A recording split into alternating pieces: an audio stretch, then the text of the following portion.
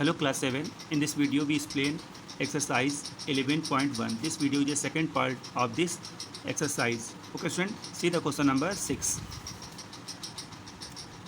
The length of a rectangle is increased by 25% while breadth is diminished by 30%. What is the impact on area? Student इस question में क्या है कि आपके पास कोई एक रेक्टेंगल है जिसका लेंथ 25% आपको इंक्रीज करना है और उसका जो ब्रीथ है डिमिनिश करना है। डिमिनिश मतलब होता है डिक्रीज, मीन माइनस करना, कम करना। ओके, तो अगर आप ऐसा करते हैं तो उसके एरिया पे क्या इफेक्ट पड़ेगा? ओके स्टूडेंट, मीन इसका ये हुआ कि आपके पास कोई एक रेक्टेंगल है। ओके स्टूडेंट, कि आपके पास कोई एक रेक्टेंगल है, उस रेक्टेंगल की जो लेंथ एंड ब्रीथ है उसमें से आपको इंक्रीज और डिक्रीज करना है। इसका मीन ये हुआ कि आपको पहले लेंथ एंड ब्रीथ आपको लेट करना होगा। Okay, here we let length 20 centimetre and breadth 10 centimetre. तो स्टूडेंट यहाँ पे हम न्यूमेरिकल वैल्यूज आपको एक्सप्लेन कर रहा हूँ, तो काफ़ी सिंपल। वेरिएबल लेते हैं तो काफ़ी लॉन्ग जाएगा। तो यहाँ पे जो आप न्यूमेरिकल वैल्यू ले रहे हैं एल एंड बी की वैल्यू, तो यहाँ पे कोई भी वैल्यू आप लेट कर सकते हैं। यहाँ पे मैंने लेट किया है length 20 centimetre and breadth 10 centimetre. That is let length 20 centimetre and breadth 10 centimetre. जब आपके पास length 20 centimetre and breadth 10 centimetre था तो उस समय आपका एरिया कितना था, मीन आपका बिफोर एरिया कितना था, और अब इंक्रीज करेंगे तो उसके बाद आपका एरिया कुछ चेंज होगा, या तो फिर लेस होगा या फिर इंक्रीज होगा या डिक्रीज होगा। Okay, first you find the original area of rectangle. That is we know that area of rectangle L into B, that is 20 into 10 we get 200 centimetre square. Okay student, इसका mean ये हो गया कि हमारा जो original area rectangle का है 200 centimetre होगा। ओके स्टूडेंट, अब यहाँ पे हम सॉल्व करेंगे अकॉर्डिंग टू क्वेश्चन। लेंथ हमारा क्या हो रहा है, 30% इंक्रीज हो रहा है। ओके, एंड ब्रीथ क्या हो रहा है, 25% डिक्रीज हो रहा है। ओके, क्वेश्चन देख लेते हैं। तो इंक्रीज हो, लेंथ क्या हो रहा है, 25% है ये, तो यहाँ पे मैंने अपोजिट में लिख दिया। लेंथ क्या हो रहा है यहाँ पे, 25% इंक्रीज हो रहा है and breadth 30%। Okay student, that is first we find the increase length, that is new length. तो 25 आपके पास पहले से थी, उसमें 25 में यहाँ कितना है, 20 आपके पास पहले था, और उसमें कितना हो रहा है increase, 25%, mean 20 of 25%। That is we solve 20 plus 20 into 25 by 100, 0 0 cancel and 2 5 जा एंड 5 1 जा एंड 5 5 जा, that is we get 20 plus 5, that is 25 centimetre. That is according to question the new length of rectangle after increase 25% we get 25 centimetre. Then find the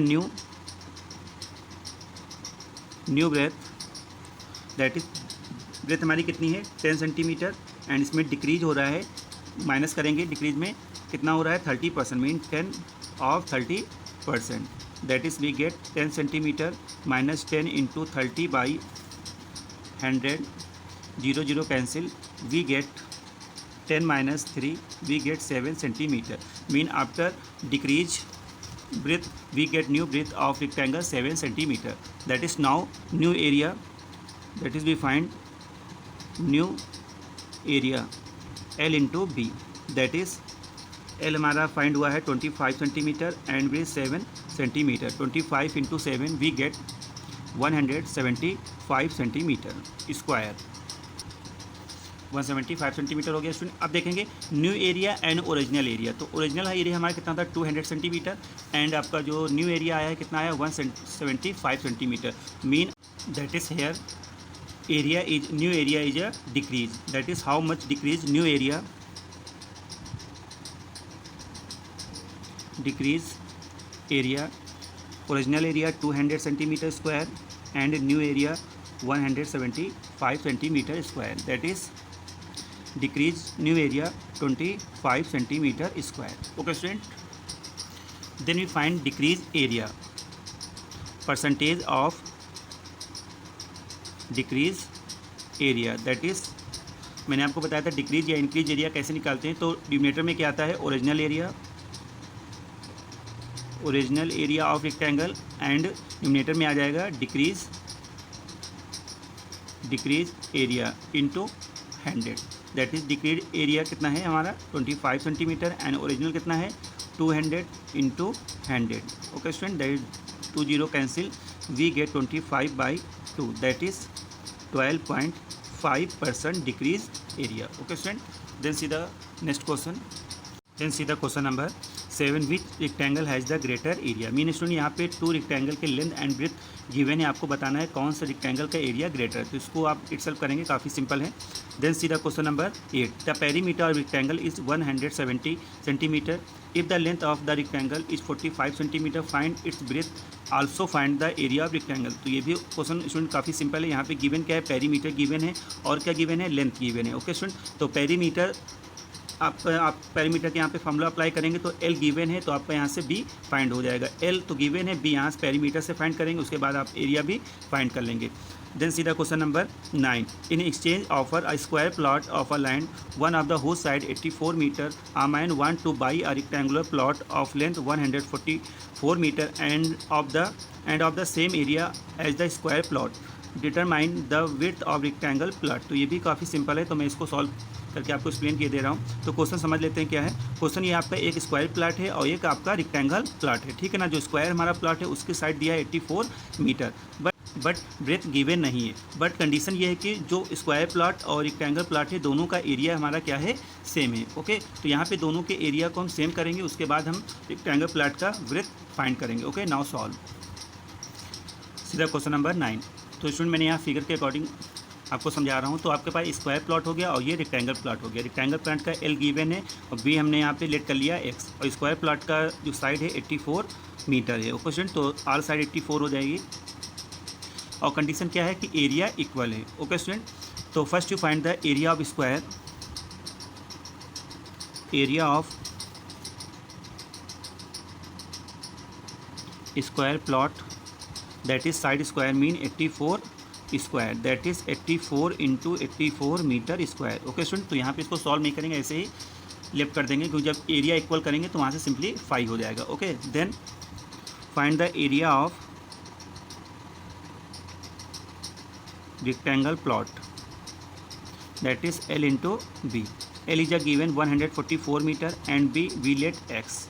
Then according to question, area of rectangle plot is equal to area of square plot. Area of rectangle plot 144 into x and square area of the square plot 84 into 84. Then we find the value of x, 84 into 84 divided by 144. Okay student, that is here we reduce 12 12 ja 144 and 12 7 ja, then 12 1 ja and 12 7 ja, that is we find the value of x, 7 into 7 49 meter, that is required length of rectangle plot is 49 meter. Okay student, this is your answer. Then see the question number 10. The length of hall exceeds its breadth by 12 meter. If the perimeter of the hall is 76 meter, find the cost of the carpenting it at 4 rupees per meter square. Okay student, mean यहाँ पे given में क्या है कि आपका एक hall है, वो किस फॉर्म में है, रेक्टेंगल फॉर्म में है, और उसका जो ब्रेथ है वो लेंथ से कितना है, 12 मीटर मोर है, ठीक है ना. और पेरीमीटर कितना गिवन है, 76 मीटर. तो आपको यहाँ पे इसका कॉस्ट भी फाइंड करना है कि उसका कॉस्ट टोटल कॉस्ट कितना होगा अगर 1 मीटर स्क्वायर का 4 रुपीज़ है. Okay, now solve. Here we let breadth of hall as a rectangle we x metre and let is x plus 12 metre. Mean आपका जो ब्रेथ से लेंथ कितना है, 12 मीटर मोर है, and also given the perimeter 76 metre. Okay student, that is first we find the length of breadth of hall, that is we know that perimeter of rectangle 2 into L plus breadth. Okay student, L into B, and perimeter is given 76 meter equal to and length x plus 12 and B x. Then we solve 2 1 ja 2 3 ja 2 8 ja, and that is 38 is equal to x plus x 2x plus 12. Then we write the standard form 2x plus 12 equal 38. 2x is equal to 38 subtract 12, 2x equal we get 8 less than 2 6 and 3 less than 1 2, and 2 reduce 26, that is 2 1 ja 2 3 ja, that is x is equal to 13 centimeter. Okay student, here we find the value of 13, that is B is a x metre that is 13 metre and length equal to x plus 12 that is 13 plus 12 that is 25 metre. Okay student, तो यहाँ से L एंड B की value find कर लिया। अब आपको यहाँ जो कारपेंटिंग का कॉस्ट था वो कितना था, 1 रुपीज़ 1 मीटर स्क्वायर का कितना था, 4 rupees. That is find the total cost of rectangle hall. First you find the area of hall that is area of hall as a rectangle L into B. L is a given 25 and breadth 13 meter. Then we multiply 325 meter square. Here we find the area of hall 325 meter square. According to question, the cost of carpeting 1 meter square is equal to 4 rupees. Such 325 meter square total cost we multiply 4 into 325, that is we get 4 5 जा 20, 4 2 जा 8 and 2 10 and 4 3 जा 12 1 13. Mean total cost of the hall as a rectangle 1300 rupees. Okay student. Then remain question student आप solve करिएगा, काफ़ी simple question है। अब आपका question number 11 and 12 है। तो 11 क्या है, if the side of square is double find the ratio of resulting square to that the given square. And question number 12 the side of rectangle plot. मैंने आपको question number 12 ratio form में दिया है और क्वेश्चन नंबर 11 में आपको square form में question दिया है, उसकी साइड आपको क्या करना होगा, डबल करना होगा। अगर आपके पास पहले से कोई स्क्वायर होगा उसकी कुछ साइड भी होगी, अब जो भी साइड रही होगी वहाँ से हम इस एरिया निकालेंगे, फिर उसके बाद क्या होगा, क्या करना होगा, अकॉर्डिंग क्वेश्चन जो भी साइड आपके पास है उसको डबल कर देंगे। अगर आपने साइड एक्स सिलेक्ट किया है तो उसको आप डबल कर देंगे, क्या हो जाएगा 2x।